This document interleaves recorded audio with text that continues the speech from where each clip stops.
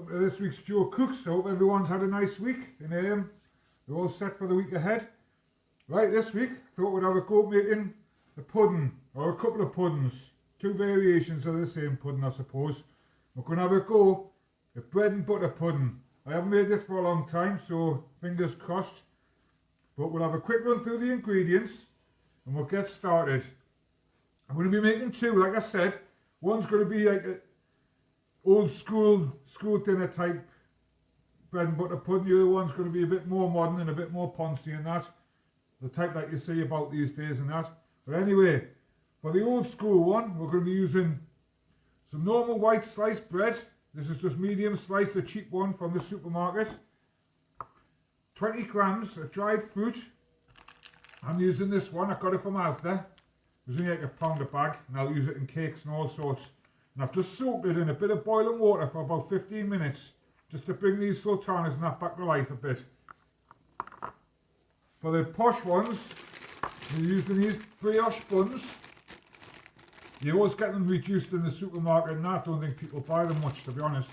But they're great for the bread and butter pudding. And we're going to be putting in about 20 grams of chocolate chips. That's going to be the only difference between the two. The rest's basically the same. And it's like a fake custard. So for the fake custard, we're going to be using a good dash of vanilla extract, 25 grams of reduced fat spread, which I've blasted in the microwave for about 20 seconds just to make it a bit softer, so it's easier to use. An egg, 250 grams of milk. This is skim milk, but you can use whatever milk you want. And 25 grams of sugar. This is brown sugar. Again, you can use whichever one you want. Right, I'll get set up and we'll get started. Right, we're all set up now. What we're going to do, we're going to start by making a fake custard. I call it a fake custard because some people make proper custard when they make bread and butter puddings. Everyone has their own recipes and that. This is mine. Tell us in the comments about how you make yours and that, because I'm always interested and I'm always willing to learn and that. Anyway, in the milk, we're going to put the egg. This will be getting split between both puddings. We're going to put most of the sugar. We're going to keep about 10 grams of it, about that much, just to sprinkle across the top at the end. And we're going to go in with about a teaspoon of vanilla essence. That'll do. It'll just give it that nice custardy taste. It's beautiful. And we're basically just going to give this a good whisk up, like we're going to make scrambled eggs or something. And we're just going to set this aside now and we'll move over and start with bread. Really quick this, you know, you can knock this up in an evening. I'm doing like two individual ones, which is better. I'm doing them in these two ramekins. So then I haven't got like loads left over because I couldn't eat all this by myself. So what we're going to do with these bowls is I'm just, with a pastry brush, you can use a tissue, you can use your finger if you want. I'm just going to paint the insides. Just give them a good coating. This will stop the bread sticking. We do it on both. Yeah, I haven't had a good bread and butter pudding for years. And the winter's coming. It's time to make some hot puddings and that. So we'll probably see rice pudding come up on channel soon and that and stuff like that. But tell us in the comments what you fancy seeing in that. I'll have a go at anything, mate. I'll have a go at anything. Right. Just set them aside for now. And we'll start by making a traditional one. This is proper old school dinner lady type stuff, this. What we're going to do, I think it's going to take about 3 slices of bread. If it takes more, I'll get more. I've got half a loaf left, so we're just going to paint one side of the bread. Try and get right onto the edges and that. Right in, like that. Ooh, lovely. That'll do for that. We'll get rid of this. we'll bring in the fruit. What I'm going to do, I'm going to cut this bread into diagonals.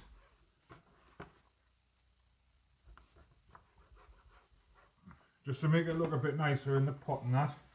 I'm going to bring in one of the pots. And basically we're just going to build it up and build it up. Doesn't have to be posh and that, no one's going to see the bottom bit and that. So we'll get a nice layer on the bottom. And we'll build the sides up. And we'll build the top up. Some people cut the crusts off. You can cut the crusts off if you like. It's fine. Fine, I like the crusts. I'm not too keen on wasting food, so I use the crusts. We're going to go in with some of the fruit.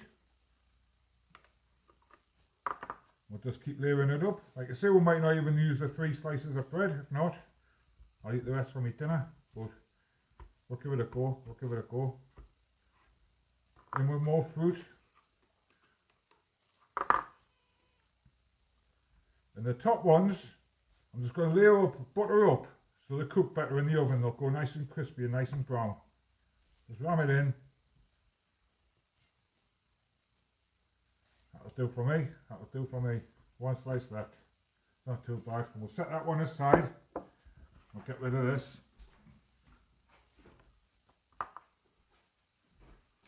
Right, now for the second one, or the poncy one as I like to call it, just take a couple of the brioche buns. We're basically going to do the same again, but we're not going to use any butter because these brioche buns are cooked and they're soaked in butter anyway. That's what makes them great for these bread and butter puddings. But we're just going to squash one in the bottom there. Hopefully it'll fit. That's nice, that's nice. We're going to go in with a few of the chocolate chips. Basically we're just going to build layers and layers. Go in again. Few chocolate chips. This will be lush when it comes out the oven, this, you know. Absolutely fantastic. We'll keep a few back. Yeah, that'll do for me. We'll bring the other one in. And what we're going to do now is we're going to take our custard that we made earlier. So we're going to give it a little stir up. And we're basically, patiently, going to fill these. And put some in, let it soak down, and just keep filling, just keep filling.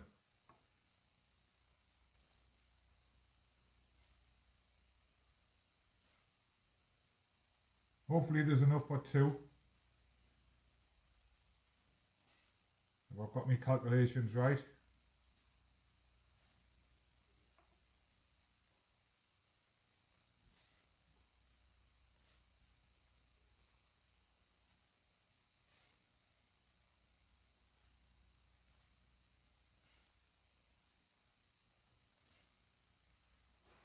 And all that's left now is just to finish this one off with the sugar. That'll just give it a nice little toffee topping in the oven. Absolutely stunning, absolutely stunning. And this one, just with a few chocolate chips. Wow, look at them. Can't wait for these to come out the oven, you know. They cook up so well. Cook up so well. Right, what I'm going to do now, I'm just going to let these sit for about 15 minutes. Just to rest, just to let all that juice soak up into the bread. Right, these have had about 15 minutes to soak all the juice in. There's no juice pouring out now, so the bread's nice and wet. I'm just going to force these in a bit, just so they're not sticking over the edge when they're cooking and that. Now that it's wet, it's easier to use. And I'm going to bake them in an oven at 160 degrees for around 20 to 25 minutes until the sugar's golden, the bread's just on the turn, so it's just about to burn. The same with this one. You'll see it, it'll be golden colour, that's what we're looking for. So I'll put these in the oven and we'll come back and we'll have a look what we've made. Right, it's been about 20 minutes. Let's see what we've got. Haha, look at these. Look at these. Tray's red hot. Look at them. Look at them beauties. Right, what we're going to do, we're going to let these set off for about 5 minutes to let them firm up a little bit. I'll set the plate up, we'll crack them open, we'll have a look, and we'll bring this one to a close. Right, let's get into these and see what we've got. I'd like to thank you all for watching. And I hope you like the video. If you do, give it a thumbs up and that. Hit the like buttons and subscribes and that. See if I can get me count up a bit more. We'll go in with a Posh one first. Wow, look at this. Let's get a better view. Look at that. Steaming. Red hot. Loads of runny chocolate and that. Wow, look at that. Normally I'd eat it out straight out the pot. I'm just going to plonk a bit on the plate so you can see it. Look at that. We'll get that one to the side and we'll bring in the traditional one. Don't know which one looks better, you know. But I bet they both taste great. We'll crack a bit of this open. Look at that. Listen to the crunch. You hear that crunch? Fantastic. Yeah, thanks for watching. The next couple of videos, I'm going to be focusing on what I used to eat when I was broke and that. So it'll be like bed sit meals and stuff like that involved in that. Look at that. Lovely and firm. It's soaked up all the juice. Fruit's nice and soft. Top's crispy. What more could you want? I'll be serving mine just with a bit of Greek yogurt that I flavoured with a bit of vanilla. You can serve yours with custard, with anything you want. Ice cream. Lovely, man. Lovely. But yeah, the next couple of videos focusing on making more money go far. Restricted kitchens, things like that. Bedsit kitchens and that. Shared kitchens, shared houses. All the grim stuff when you're broke, you know. But it's worth looking at. Just highlight what many people are going through at the minute. But anyway, thank you for watching. Be kind to everyone. Stay safe. And I'll see you on next week's video. I'm just going to have a nice little taste of this now. Then we'll call it a day. Oh, fantastic. It's that nice I can't even talk.